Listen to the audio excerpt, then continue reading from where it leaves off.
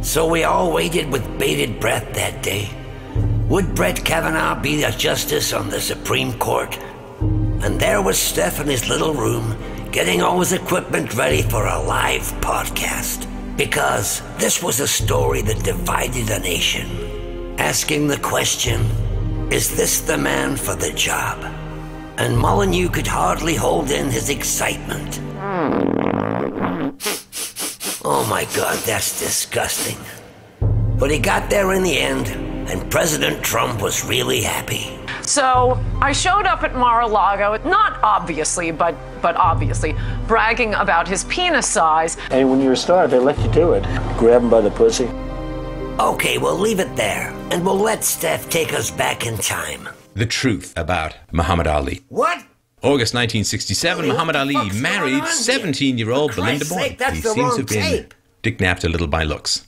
Oh, sorry folks, wrong tape. That was Molyneux talking about Muhammad Ali's sexual indiscretions. Give me a second, I'll just talk to my engineer. Billy, what the fuck's going on here? Well, we got two boxes. One box is labeled Molyneux exposes Democrats. The other one's labeled Molyneux exposes conservatives. Well, there was only two in the conservative box, and one of them was the one you just played, and it didn't have a label on it. This one's got a label, it's called Biff. Wait a minute. Kavanaugh's school chums had funny names like that. Biff and Squee and Goofy and stuff. Okay, put it on.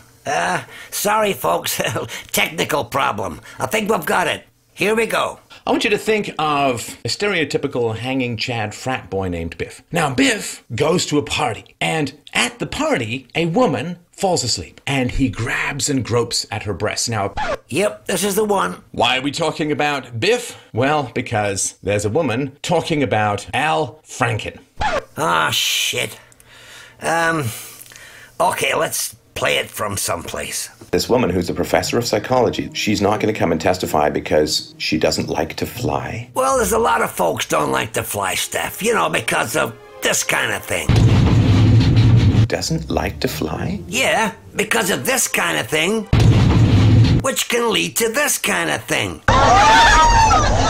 This is her heroic chance to take down a guy she's accusing of sexual assault from becoming a Supreme Court justice. And she doesn't like to fly? What? Are they not giving you the right amount of snacks on the plane? Now look at that smug look on his face. Does it not want to make you punch him right in the fucking nose? Okay, Steph, I'll spell it out nice and simple for you. It's not the fear of flying. It's the fear of fucking dying. Now, maybe it wasn't true.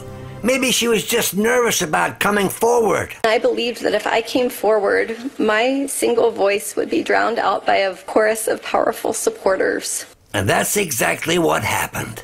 And your buddies were right in there. But every woman has the right to be believed. Why did she let it slide for 36 years before waiting for a politically opportune moment? No, Paul, she didn't wait for an opportune moment. If she's telling the truth, she kept it secret for a long time, and she did tell some folks. But when she heard about the nomination, she felt it was her duty to do something about it. And here's another one of Molyneux's buddies, and he claims to be a musician stroke comedian. Okay, Owen, make us laugh. I need to be believed. I was raped by Matt Damon. Ha! That was real funny, Owen. But can you tell us when that was? I don't remember exactly what year, but it was right around when Good Will Hunting came out, and there was no goodwill when he hunted me and raped me. But do you have any witnesses to back this up? Amy, do you remember me telling you that? Yeah, totally.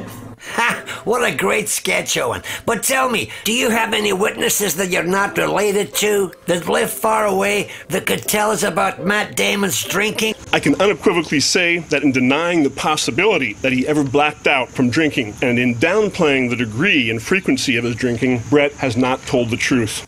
And now His Majesty King Trump, who just can't seem to make up his mind if she's telling the truth or not. I thought her testimony was very compelling. How many years ago was it? I don't know. In 82. She looks like a very fine woman to me. Upstairs, downstairs, where was it? I don't know. When I got to the top of the stairs. Certainly she was a very credible witness. But I had one beer. That's the only thing I remember. How is it that these people lap this stuff up? This crap that comes out of his mouth? Yeah, I mean, he's a genius. But he's got to talk to people who've been badly educated or miseducated by government schools, so. I love the poorly educated. But Steph, he talks that way to everybody. We've just launched 59 missiles heading to Iraq. Headed to Syria. Yes, heading toward Syria. Now, I have to be honest, Molyneux's not been the same since he found God. I'm going to talk about Jesus. Jesus had been baptized. He had received his approval from his heavenly Father, and the Holy Spirit led him out into the desert for 40 days. Yeah, enough of that crap. But check this out.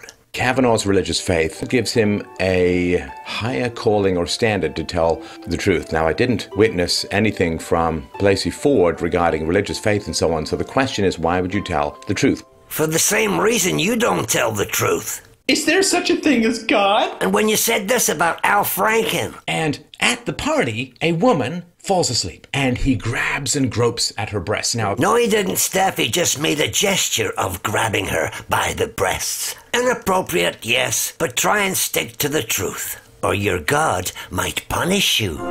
Do you believe in God? I do.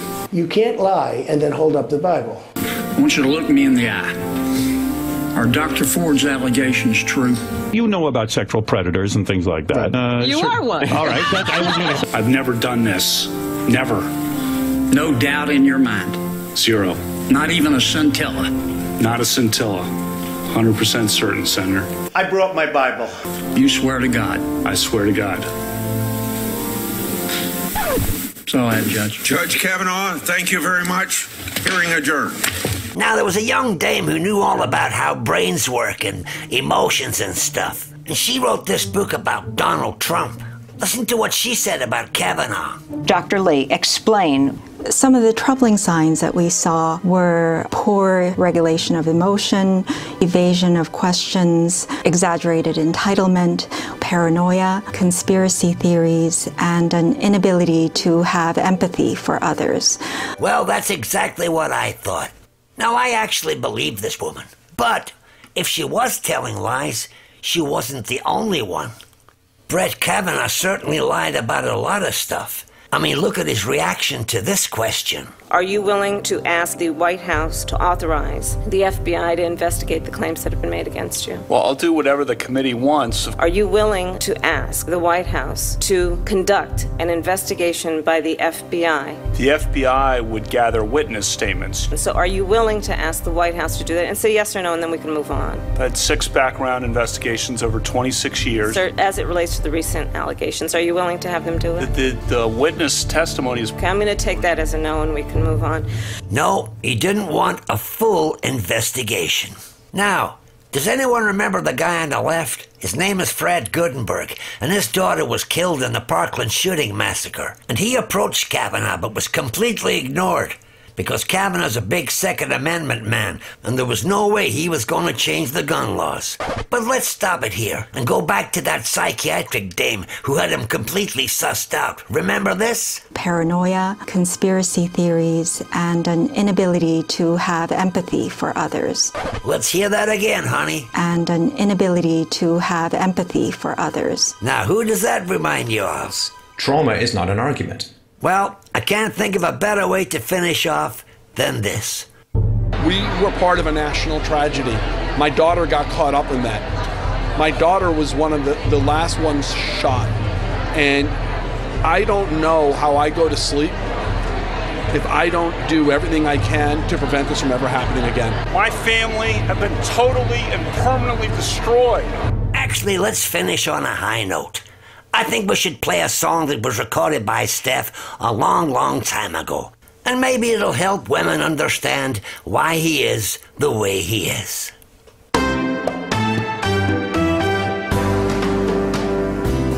Women who choose the assholes will fucking end this race. They'll fucking end this race. If we don't start holding them fucking accountable. Fucking accountable. Women who choose assholes guarantee child abuse. Yes, they do. Women who choose assholes guarantee criminality. Yeah. sociopathy. That's right. Politicians, all the cold-hearted jerks who run the world came out of the vaginas of women who married assholes. And I don't know how to make the world a better place without holding women accountable for choosing assholes. What about my dad? Your dad was an asshole because your mother chose him. Women keep that black bastard flame alive. They cup their hands around it. They protect it with their bodies. They keep the evil of the species going by continually choosing these guys. If women chose nice guys over assholes, we would have a glorious and peaceful world in one generation. Women determine the personality traits of the men because women choose who to have sex with and who to have children with and who to expose those children to. It's not my daddy's fault. Your dad is who he is fundamentally because your mother was willing to fuck him and have you. Willing and eager to fuck the monster. Keep fucking monsters. We get catastrophes. We get war, we get nuclear weapons, we get national debts, we get incarcerations and prison guards and all the other Florida assholes who rule the world. Women worship at the feet of the devil and wonder why the world is evil. And then, you know what they say? We're victims. Poor us. And some women are, absolutely. But dear God in heaven, men will become whatever women want them to become. Because women are the gatekeepers. Men will become whatever women want them to become. So I think that if you accept that women are central to the cycle of evil in the world, then you will be able to see how it really reproduces. Evil is of matriarchal lineage. In the present, I'm not talking the Mongol horde and rapes and blah, blah, blah. Evil passes through the mother. Once you see that, you will start to feel safe. Because you will actually have identified not the only danger, but the great unspoken danger in the world, which is the matriarchal lineage of corruption. Women are responsible for the creation of families because men ask women out, men make the proposals, and women say yes or fucking no. That's their entire job. Yes or no. Put some false eyelashes on, push your tits up, and say yes or no. That's the fucking job. Yes or no. And that's the foundation of just about everything that goes on in the world is the woman saying yes or no. You know, and women, you know, every time I talk about women's responsibility for who they fuck and who they have children with, women are all like, it takes two to tango. Here's a down payment on your pussy. The man goes on his knees, begging the woman. And the woman gets to say, yeah or no. Yes or no. That's the whole job. Yes or no. That's it. And if you say yes to an asshole, you are an asshole. I don't even know how to put it any clearer than that. There are people out there who hate your speech. There are people out there who hate my speech. Free speech is the only thing